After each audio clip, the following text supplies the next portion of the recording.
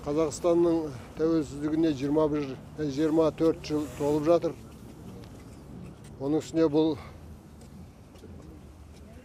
үлкен халықтың мерекесі, үлкен халықтың қасіретті азаттық жолында құрбан болған қазақ халқының ұл-қыздарының еске алу күні. Бұл желтоқсан қасіретінің басталған күні. Сондықтан бұл мерекеге біз екі түрлі көңілмен келеміз.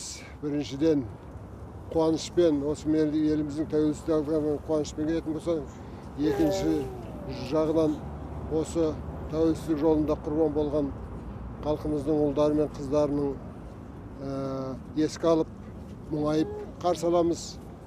Сондықтан бүгінгі күні мереке болған соң, алға біз тек қана жақсылық болса екен, еліміз шынайы тәуелсіздікке жетсе екен, тәуелсіздігіміз баянды болса екен деген арманменен, ойменен келеміз. Әрине бұл күні мереке болған соң, ел болған соң кемшілігі әттегенелер аз емес. Оның бәрін талай айтып та жүрміз.